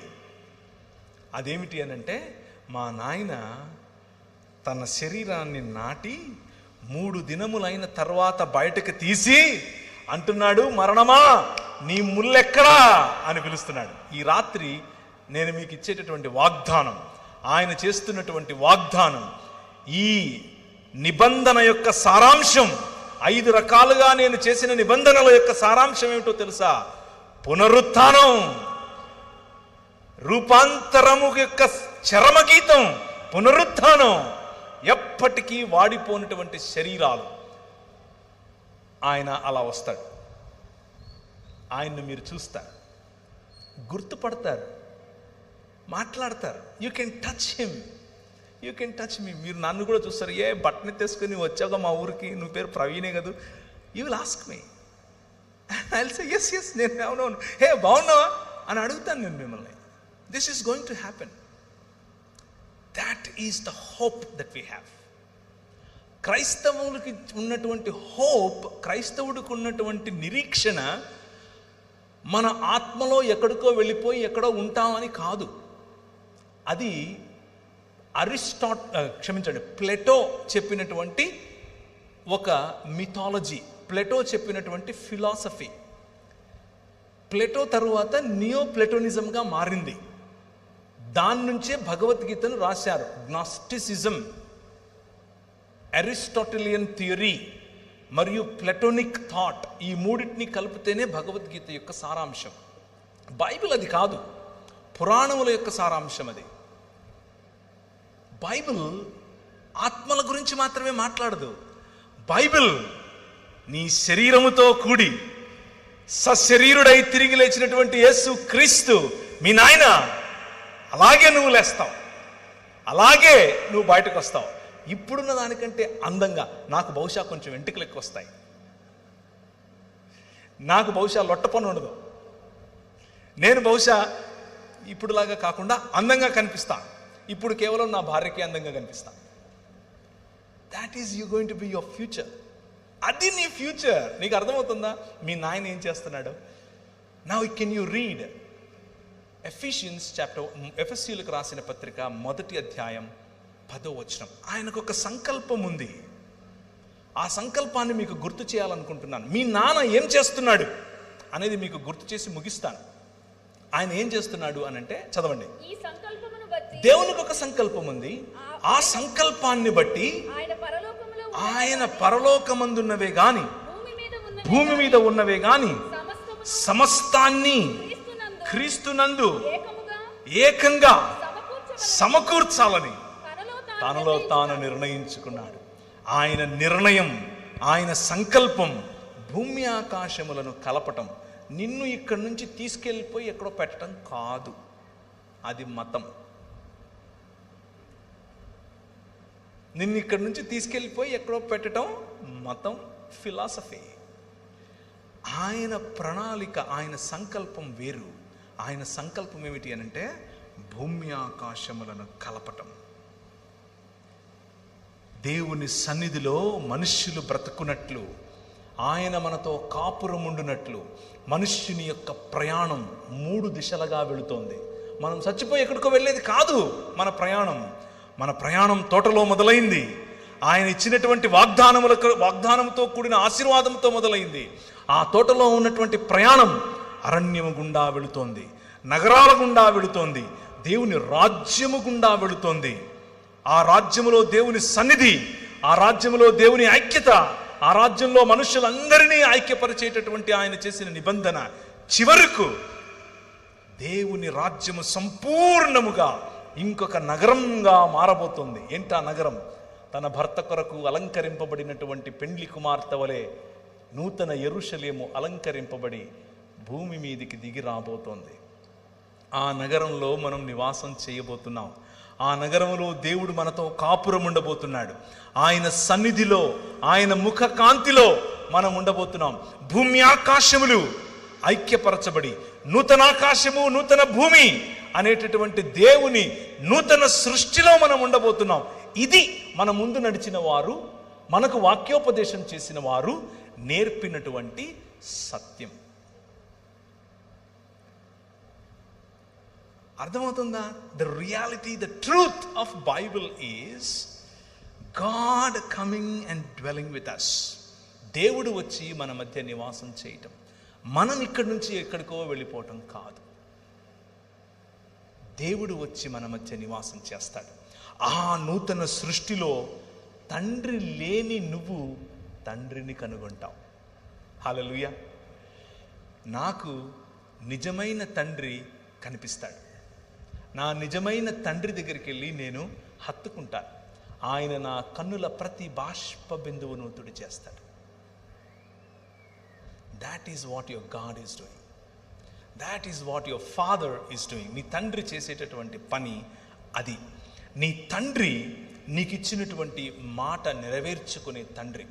ఈ దేవుని రాజ్యం అనేటటువంటి దర్శనం చూసి దానియేలు చెప్పినటువంటి ఆ ఇంతై మహాపర్వతమైనటువంటి ఆ రాయి వచ్చి ఈ ఊర్లో పడితే ఒక సమాజముగా స్త్రీ అని పురుషుడని తేడా లేకుండా, గ్రీకు దేశస్థుడని యూదుడని తేడా లేకుండా, దాసుడని యజమాని అని తేడా లేకుండా అందరూ కలిసి ఒక్కటిగా, ఒక్క శరీరముగా మారుతున్నారే. దీనినే రూపాంతరం అని పిలుస్తారు. ఈ రూపాంతరం ఇంతటితో ఆగదు. ఈ రూపాంతరం ఒక నూతన యెరూషలేము అనే పట్టణంలోనికి వెళ్ళిన తర్వాత ముగుస్తుంది. ఆ పట్టణంలోనికి మనం వెళ్ళబోతున్నాం. ఆ పట్టణంలో మనకంటే ముందు నిద్రించినటువంటి పరిశుద్ధులు కూడా ఉంటారు. మనకంటే ముందు నిద్రించినటువంటి, ఒకవేళ నీ భర్త నిద్రించి ఉంటే నువ్వు ఆయన చూస్తావు. ఒకవేళ నీ భార్య నిద్రించి ఉంటే నువ్వు ఆమెను చూస్తావు. బ్రతికి ఉన్న మనం వెళ్ళి వారిని స్వాగతించి తీసుకుని వస్తాం. రాజు, the king of this world వస్తాడు. ఆయన ఆల్రెడీ వచ్చేశాడు. తన రాజ్యాన్ని స్థాపించాడు. ఆ రాజ్యంలో భాగంగా నువ్వు ఉంటున్నావు. మళ్ళీ ఇంకొకసారి సంపూర్ణమైనటువంటి రూపాంతరము చెందిన తర్వాత, మెటమార్ఫోసిస్ కంప్లీట్ అయిపోయిన తర్వాత, నూతన సృష్టిగా మార్చబడిన తర్వాత ఆయన నీకు ఫలించే అధికారముతో కూడిన బాధ్యత, అభివృద్ధి చెందే అధికారముతో కూడిన బాధ్యత, విస్తరించే అధికారముతో కూడిన బాధ్యత, భూమిని నిండించే అధికారముతో కూడిన బాధ్యత, ఆయనతో కలిసి రాజ్యమేలే బాధ్యత నీకు ఇవ్వబోతున్నాడు. దాట్ ఈజ్ నిత్య నిబంధన.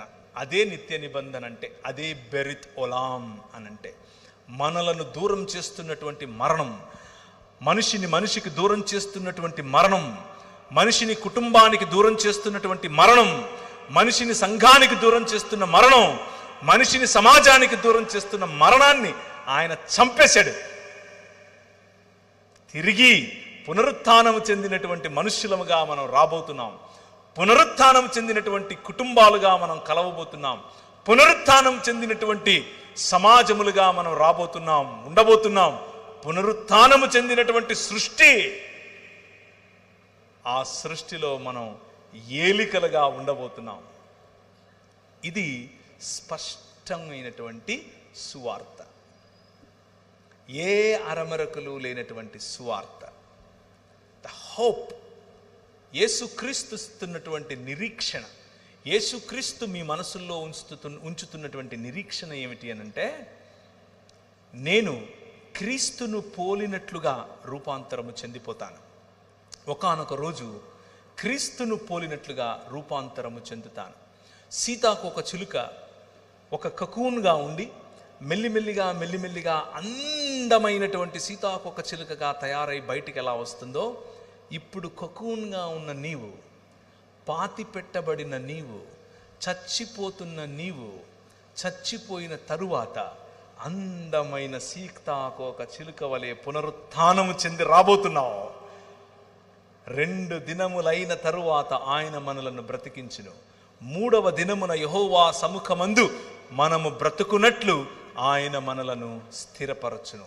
ఆ 3వ దినము కోసమే మనం వేచి చూస్తున్నాం. ఆ 3వ దినమును మరణాన్ని చంపి తిరిగి లేచినటువంటి ప్రభువైన యేసుక్రీస్తు సూచనగా చూపించాడు. కానీ రాబోయేటటువంటి 3వ దినం ఒకటి ఉంది. ఆ 3వ దినములో నూతన ఆకాశము, నూతన భూమి, నూతన సృష్టిగా మనం ఉండబోతున్నాం. ఆ నూతన సృష్టిని అనుభవించటానికి ప్రభువైన యేసుక్రీస్తు మిమ్మల్ని పిలుస్తున్నాడు. తండ్రి, ఆయన భర్త కూడా, హృదయంలో ఉన్నటువంటి నీ బాధ ఆయనకు తెలుసు. ఆయన ప్రియుడు కూడా. నువ్వు ఎవరికీ షేర్ చేసుకోలేని, ఎవరికీ పంచుకోలేనటువంటి నీ ఫెల్ట్ నీడ్స్, నీ హృదయాక్రందనలు, నీ ఒంటరితనం, నీ ఏడుపు అన్నీ తెలిసినటువంటి ప్రియుడు నీ ప్రియుడు. అంత మాత్రమే కాదు, ఆయన కాపరి. నిన్ను అనాథలుగా విడిచిపెట్టను, నేను మళ్ళీ నీ దగ్గరికి వస్తాను అని చెప్పి వెళ్ళినటువంటి కాపరి నీ కాపరి. ఈ కాపరి నీకు కావలసిందల్లా, కావలసిన పోషణ అంతా ఇవ్వగల కాపరి. చివరిగా ఈయన రాజు, ఈయన ప్రపంచములకు రాజు, ఈయన నీతికి రాజు, ఈయన మనుష్యత్వానికి రాజు, ఈయన నీతి న్యాయములు జరిగించే రాజు. భూమి ఆకాశములను తన చేతి చేత లేకపోతే తన మాట చేత సృజించినటువంటి రాజు, ప్రపంచములను ఏలే రాజు, భూమి ఆకాశములను ఐక్యపరిచే రాజు, మీ మనసులను నిర్మించే రాజు, మీ ఒంటరితనాన్ని చూసినటువంటి రాజు, ఆ ఒంటరితనంలో నేను ఉన్నాను, నేను నీ మాట విన్నాను అనే రాజు, ఒకానొకప్పుడు ఒంటరిగా ఉన్నటువంటి 5 మంది భర్తలున్న తర్వాత కూడా ఒంటరితనాన్ని అనుభవిస్తున్నటువంటి ఒక స్త్రీ ఒంటరిగా వచ్చి నీళ్లు చేదుకుంటుంది అని తెలుసుకున్నటువంటి నీ రాజు ఆమె దగ్గరికి వెళ్ళి కూర్చుని, అమ్మా నీళ్ళు ఇస్తావా అని అడుగుతాడు. ఈ రాజు కథ వేరు. This king is your king. రాజు లేని రాజ్యంగా మనం మారిపోతే రాజై వస్తున్నాడు. కాపరి లేని గొర్రెలుగా మనం ఉంటే కాపరై మన మధ్యకు వచ్చాడు. తండ్రి లేని కుటుంబముగా మనం ఉంటే తండ్రిగా తన హృదయాన్ని మనతో పంచుకుంటున్నాడు. ఎంత బాధపడుతున్నాను నేను నీ పట్ల అని చెబుతాడు. భర్త వదిలేసినటువంటి భార్యగా మనం ఉంటే భర్తై మన దగ్గరికి వస్తున్నాడు. నువ్వు విధవరాండ్రకు తోడుగా ఉండు అని చెప్పినటువంటి మన ప్రభువు యొక్క మాట. ఆయన మనల్ని ప్రేమించే ప్రియుడు. ఎంతగా ప్రేమిస్తాడంటే తన ప్రాణాన్ని సైతం ఇచ్చే ప్రియుడు. 5 రకాలైనటువంటి క్యారెక్టర్స్, 5 రకాలుగా ఆయన మనతో పెట్టుకున్నటువంటి సంబంధం. ఈ సంబంధం ఇంతకంటే పదిలమైన, ఇంతకంటే స్థిరమైన, ఇంతకంటే సంతోషాన్నిచ్చే సంబంధం నా జీవితంలో నేను వెతికే ప్రయత్నం చేస్తే కూడా దొరకలేదు. This is the ultimate relationship that you can have with anybody. ఎవరితోనూ, చివరికి నా భార్యతోనూ నాకు లేనటువంటి పారదర్శకమైనటువంటి సంబంధం దేవునితో సాధ్యం. ఆ రాజు, ఆ తండ్రి, ఆ ప్రియుడు, ఆ కాపరి, ఆ భర్త ఈరోజు నిన్ను పిలుస్తున్నాడు. ఈరోజు నిన్ను ఆహ్వానిస్తున్నాడు. నేను కట్టే రాజ్యంలో నువ్వు ఉన్నావా? కేవలం వచ్చిపోతున్నావా? నేను కట్టే రాజ్యంలో నా కుటుంబంలో భాగంగా నువ్వు కోరుకుంటున్నావా? ఇంకా వెనకే వెనకే వెనకే తిరుగుతున్నావా? నేను కట్టే రాజ్యానికి నువ్వు ఒక గుదిబండలా ఉంటున్నావా? లేక ఫ్రీడమ్, స్వాతంత్రం కోరుకుని ఈ ప్రపంచంలో మీ నాయన ప్రపంచం ఇది అని సీతాకోక చిలుక వలె ఎగిరే స్వాతంత్రంలో బ్రతుకుతున్నావా? ఈ రాత్రి పరిశుద్ధాత్మ దేవుడు నీతో మాట్లాడుతున్నాడు. If you are rebellious in your nature, తిరుగుబాటు నీ హృదయంలో ఉంటే ఎక్కడో నీ తండ్రి ప్రేమను నువ్వు కోరుకుంటున్నావేమో. నీకంతకు నువ్వు ఒక షెల్ నిర్మించుకొని ఎవరితో పంచుకోకుండా నువ్వు ఒంటరిగా బ్రతుకుతూ ఉన్నావా? ఆ షెల్ పగలగొట్టడానికి ప్రభువు సిద్ధంగా ఉన్నాడు, తడుతున్నాడు. దాన్ని పగలగొట్టి చూడు, నువ్వు సీతాకోక చిలుక అవుతావు. నీతో సంబంధం, నీతో ప్రేమగా మాట్లాడటానికి, నిన్ను ప్రోత్సహించటానికి, నీకు బలం ఇవ్వటానికి, నీకు ఆర్థికంగాను అలాగే అన్ని కోణాలలో నిన్ను బలపరచటానికి ఆయన సిద్ధం. అంత మాత్రమే కాదు, ఈ తండ్రి నీ హృదయాక్రందనను మాత్రమే కాదు, నీ శరీరంలో ఉన్న బలహీనతను కూడా చూస్తున్నాడు. స్వస్థపరచటానికి సిద్ధంగా ఉన్నాడు. ఈ రాత్రి ఆయన స్వస్థపరుస్తాడు. ఈ రాత్రి నీకున్నటువంటి ప్రతి రోగము నుంచి నీకు స్వస్థత లభిస్తుంది. నేను చెప్తున్నందుకు కాదు, నేనేదో చేస్తే అవుతుందని కాదు. మీరు అడగండి, ఆయన ఇస్తాడు. ఆయన మీ జీవితాల్లో చేస్తాడు. నేను అడిగాను, నాకు ఇచ్చాడు. 11 సంవత్సరాలు మిషనరీగా వెళ్ళాను నేను మధ్యప్రదేశ్లో. నాకు భాష రాదు, అడిగాను, భాష ఇచ్చాడు. అక్కడ క్రైస్తవులు అంటే కొడతారు, ఫస్ట్ కొట్టి ఆ తర్వాత మాట్లాడతారు. నాకు పరిచర్య చేస్తూ మా పాస్టర్ గారే వాళ్ళ అమ్మాయినిచ్చి పెళ్లి చేశాడు. పెళ్లి చేసుకున్న 2 సంవత్సరాలకు నాకు ఒక పాప పుట్టింది. ఆ పాపకు ఒకరోజు విరోచనాలు అయితే, చిన్న బిడ్డ 21 సంవత్సరాలు. మీలో పిల్లలు ఉన్న వాళ్ళకి తెలుసు, మనకేదైనా జరిగితే మనం పట్టించుకోం. పిల్లలకి ఏమైనా జరిగితే ఎంత బాధపడతాం. ఆ పాపను తీసుకుని ఆసుపత్రికి వెళ్ళి డాక్టర్కు చూపించాను. చూపిస్తే డాక్టర్ అంది, విరోచనాలు పెద్ద కష్టమేం కాదు, నేను మందిస్తాను, అయిపోద్ది. కాకపోతే నువ్వు వెళ్ళి ఒకసారి 2D ఎకో చెయ్యి అని చెప్పింది. ఏం చేయమంది? 2D echo. ఎందుకబ్బా ఏమో 2D ఎకో ఉంటుంది అని. ఏమైంది చెప్పండి మేడం అన్నాను. ఏమీ లేదు, ఈమెకు టెట్రాలజీ ఆఫ్ ఫాలో అనే గుండెకు ఉండేటటువంటి ఒక ఇబ్బంది ఉంది అని చెప్పింది. టెట్రాలజీ ఆఫ్ ఫాలో అంటే నాకు గ్రీకు హిబ్రూలాగా వినిపించింది. ఏంటబ్బా ఇది అని అనుకున్నాను. తర్వాత ఆమె నాకు అర్థమవడం కోసం ఏం చెప్పిందంటే, నువ్వు గీతాంజలి సినిమా చూసావా అని అనింది. చూశానన్నాను. అందులో హీరోయిన్కి ఉందే అదే నీ బిడ్డకు ఉంది అని చెప్పింది. అంటే నీ బిడ్డ బతకదు అని చెప్పింది. నీ బిడ్డకు కరెక్షన్ లేదు అని చెప్పింది. కానీ ట్రై చేద్దులే అని ఉపశమనం కూడా ఇచ్చింది. నేను బయటకు వచ్చాను. అప్పటికే ఇండియాలో 38th ర్యాంక్, పెద్ద కాలేజ్ ఏం కాదు కానీ 38వ ర్యాంక్ ఉండే కాలేజీలో నేను MBA చేశాను. మంచి ఉద్యోగం, మంచి పరిచర్య. బిలాల, కోర్కు, గోండు, ముస్లింలు ఇలాంటి అనేకుల మధ్యలో నేను పరిచర్య చేస్తున్నాను. దేవుని కోసం నిలబడుతున్నాను. కానీ నా బిడ్డకి ఇలా అయింది. కారు వేసుకుని, డొక్కు కారు ఒకటి ఉండేది, చిన్న జీతం, డొక్కు కారు. నేను నా భార్య నా బిడ్డను తీసుకుని బయటకు వచ్చాను. బండి తోలుతున్నాను, నా వల్ల కావట్లేదు, ప్రెషర్ కుక్కర్ పగిలిపోతుంది. బండి ఆపి బయటకు వచ్చి గట్టి గట్టిగా అరుస్తున్నాను. వాయ్, ఎందుకు? నాకెందుకు? నాకే ఎందుకు? నా బిడ్డకే ఎందుకు? ఇన్నేళ్ళు నేను కష్టపడ్డానే నీకోసం, ఇన్నేళ్ళు నేను నా ఇల్లు ఇడిచిపెట్టొచ్చానే, ఉత్తర భారతదేశంలో నీకోసం తన్నించుకోవాలా నేను, నువ్వేమో నా బిడ్డకు గుండెలో చిల్లు పెడతావా అని దేవునితో కొట్లాడటం మొదలుపెట్టాను. 2 సంవత్సరాలు, ఇంకా ఎక్కువే చెప్పాలంటే, కొట్లాడుతూ వచ్చాను.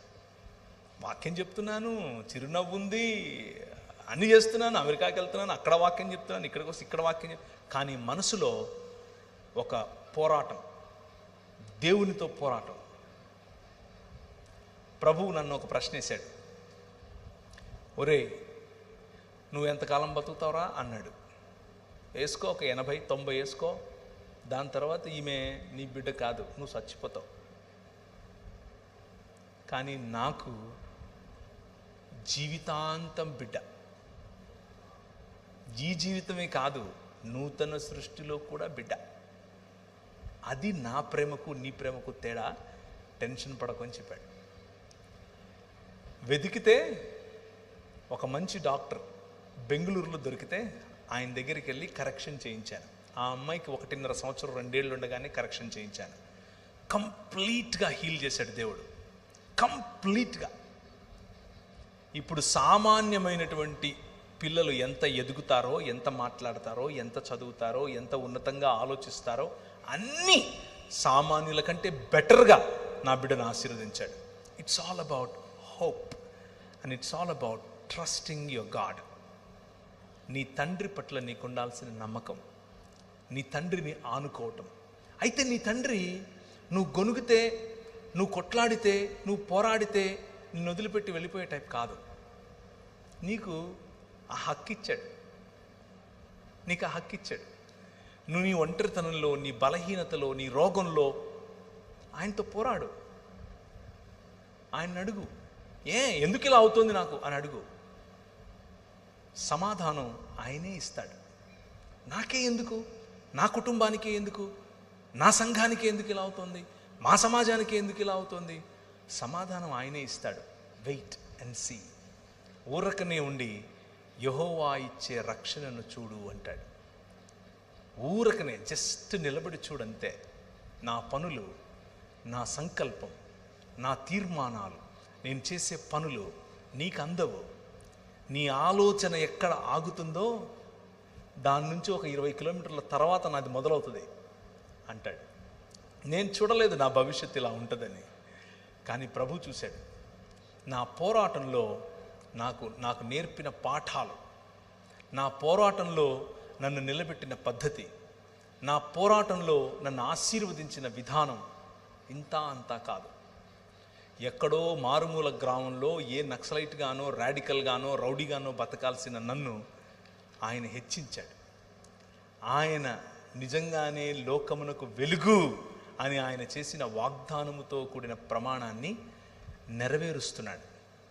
It is possible with you. నీ జీవితంలో కూడా అది సాధ్యం. ముఖ్యంగా యువకులు, మైకిల్ ద్వారా వింటూ ఉన్న, లైవ్ ద్వారా వింటూ ఉన్న యువకులకు, యువతులకు ఈ మాట చెప్తున్నాను. మీ లైఫ్లో ఇప్పుడు మీరున్నటువంటి స్టేజ్లో మీకు చాలా క్వశ్చన్స్ ఉంటాయి, మీకు చాలా ప్రశ్నలు ఉంటాయి, చాలా పోరాటం ఉంటుంది, కంపారిజన్ ఎక్కువ ఉంటుంది. పక్కనోళ్ళు కంపేర్ చేస్తారు, మిమ్మల్ని మీరు చేసుకుంటారు. అందంలో కంపారిజన్, చదువులో కంపారిజన్, ధనంలో కంపారిజన్, కులంలో కంపారిజన్, మతంలో కంపారిజన్, ప్రతి చోట్ల పోల్చుకోవటం ఎక్కువ. కానీ మీ నాన్న, మీరు ఎలాంటి పరిస్థితిలో ఉన్నా మిమ్మల్ని ప్రేమించే నాన్న. అయితే మీ నాన్న మిమ్మల్ని పిలుస్తున్నాడు. నీ యవ్వన ప్రాయంలో, నీ యువతలో, in your youthfulness, come to your father. నీ తండ్రి దగ్గరికి వచ్చి ఆయన కౌగిలిని ఒక్కసారి అనుభవించి చూడు. నీ జీవితం మారిపోతుంది. నా జీవితం మారింది. నా జీవితం భేషుగ్గా మారింది. పెంట కుప్పల మీద పడి ఉండేవాడిని. భయంకరంగా నేను మాదక ద్రవ్యాలకు అలవాటు పడిపోయి ఉన్నవాడిని. నా జీవితాన్ని మార్చాడు. నీ జీవితాన్ని మారుస్తాడు.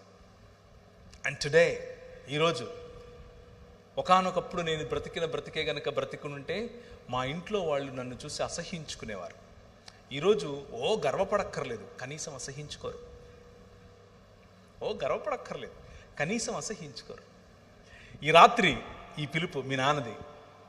మీ నాన్న మిమ్మల్ని పిలుస్తున్నాడు. నేను ఒక ఉద్యమం చేస్తున్నాను. ఆ ఉద్యమంలో నా పిల్లలందరినీ పోగేస్తున్నాను, ఒక్క శరీరంగా పోగేస్తున్నాను. ఆ శరీరంలో నువ్వు భాగమవుతావా అని పిలుస్తున్నాడు. నిర్ణయం తీసుకుంటే నీకు మంచిది. అంత మాత్రమే కాదు, ఆల్రెడీ సంఘములో భాగస్వామ్యం పొందినటువంటి నీవు దేవుని రాజ్యం, ఆయన యొక్క పని, ఆయనతో కలిసి చేయాల్సినటువంటి పనిలో నీకు మనసు రావట్లేదా? నీకు ఇంట్రెస్ట్ లేదా? ఈరోజు రాత్రి మీ నాన్న పిలుస్తున్నాడు. వాయ్? ఎందుకు? Do you think I deceived you? నేనేమైనా మోసం చేశానా? నీకు అలాంటి ప్రశ్న ఉందా మనసులో? నేను నీతో సరిగ్గా లేనా? అలా అనిపిస్తుందా నీకు? ఐ లవ్ యూ, నువ్వంటే నాకు చాలా ఇష్టం, నీకోసం ఏమైనా చేయటానికి నేను సిద్ధం అని మీ నాన్న చెప్తున్నాడు. That is what he laid in my heart tonight. ఈరోజు రాత్రి ఈ మాటలు నా హృదయంలో పెట్టాడు. నేను ప్రిపేర్ అయింది వేరే. నేను ప్రిపేర్ అయింది కనీసం ఒక గంటన్నర చెప్పాలి అనుకున్నాను, కానీ అది నేను చెప్పలేకపోతున్నాను. ఇదే చెప్పాను. ఈరోజు రాత్రి ప్రభు నీతో మాట్లాడుంటే ఊరికనే వెళ్ళొద్దు, ఖాళీ మనసుతో వెళ్ళొద్దు. It is a specific word for specific people sitting here. ఇక్కడ కూర్చున్న వాళ్ళల్లో నిర్దిష్టమైనటువంటి మాటలు మీకోసమే పలుకుతున్నాను. మీ తండ్రిని నిరుత్సాహపరచొద్దు. తలలు వంచుకుంటే ప్రార్థించుకుందాం. ప్రభు ఈరోజు రాత్రి చాలా సరళంగా 5 రకాలైనటువంటి ఆశీర్వాదముతో కూడినటువంటి ఆజ్ఞలను చాలా సరళంగా ఆయన మన పట్ల చేసినటువంటి 5 రకాలైనటువంటి కవెనెంట్స్, నిబంధనలను, అలాగే 5 రకాలుగా ఆయన మనతో సంబంధం ఎలా కలిగి ఉన్నాడు అన్న విషయాన్ని మనం చూసాం. వీటి సారం, నువ్వు మనిషిగా, నిజమైన మనిషిగా, రూపాంతరము చెందే మనిషిగా, తండ్రి హృదయాన్ని కోరుకునే, తండ్రి హృదయాన్ని హత్తుకునే మనిషిగా మారాలని, అది న్యాయమును, కనికరమును, దీన మనస్సును కలిగి ఉండటం ద్వారా మాత్రమే సాధ్యం అని చెప్పాడు. అన్నిటినీ మించి నీ తండ్రి నీ పట్ల కలిగి ఉన్నటువంటి హృదయాన్ని ఆయన నీ ముందు ఉంచాడు. ఇంకా ఈ తండ్రికి దూరంగా ఉండకు. ఇంకా ఈ తండ్రితో పోరాటం చాలు. ఇక ఆ పోరాటాన్ని ఆపేసే. నీతోనే మాట్లాడుతున్నా. ఇక ఆ పోరాటాన్ని ఆపేసి come back to your God, come back to your father. నీ తండ్రి వైపుకు నువ్వు రా. నీ తండ్రితో చేయి కలుపు. నీ తండ్రి నిన్ను ఆశీర్వదిస్తాడు. తలగా ఉంచుతాడు, తోకగా ఉంచడు. అలాగే కూర్చున్న వాళ్ళలో ఈరోజు ప్రభు స్పష్టంగా నిన్ను స్వస్థపరుస్తాను అని చెప్తున్నాడు. నిన్ను ఆయన స్వస్థపరిచే రోజు ఈ రాత్రి. నీ హృదయాన్ని స్వస్థపరిచే రోజు, నీ శరీరాన్ని కూడా స్వస్థపరిచే రోజు ఈ రాత్రి. నేను ప్రార్థన చేస్తూ ఉండగా నీ మనస్సును విప్పి ప్రభు అయిన యేసుక్రీస్తుకు నిన్ను నువ్వు సమర్పించు. నీ రోగాన్నివ్వు, నీ బలహీనతనివ్వు, నీ ఒంటరితనాన్నివ్వు, నీ అప్పుల బాధనివ్వు. ఆయన నీకు ఈరోజు విడిపించువాడు, బలపరచువాడు, న్యాయమును చేయువాడు, నీ పక్షమున నిలబడువాడు. ఈ రాత్రి నీ జీవితంలో ఒక అద్భుత కార్యం ఆయన చేయబోతున్నాడు. నువ్వు నమ్మితే చాలు, మిగిలిందంతా ఆయన పని. కృపగలిగిన తండ్రి, ఈ రాత్రి నీ వాక్యము ద్వారా మాట్లాడి మా కొరకు సిద్ధపరిచినటువంటి నీ విలువైన మాటలు మా జీవితంలో పని చేయులాగున, ఈ మాటల్లో నా మాటలు ఏవైనా ఉంటే, నీ మాటల పక్షముగా కానిదేదైనా ఉంటే, పరిశుద్ధమైనటువంటి నీ అగ్ని చేత వాటిని దహించి కేవలము నీ మాటలు మాత్రమే నీ ప్రజలకు వారి హృదయాల్లో ఉండునట్లు సహాయం చేయండి ప్రభువా. నీ బిడ్డలు అనేకులు నీ తాకిడి కోసం వేచి చూస్తున్నారు. నీ ప్రేమ గల తాకిడి, నీ ప్రేమ గల నీతి గల దక్షిణ హస్తాన్ని వారి వైపుకు చాపి వారిని ముట్టండి. ఈరోజే స్వస్థతను వారు అనుభవించినట్లుగా సహాయం చేయండి. ఒంటరిగా ఉన్న వారికి మీ తోడును దయచేయండి. మీ స్వరం వారు వినుదుగాక, మీ వెలుగు వారి ముఖములపై మేము చూచుదుముగాక.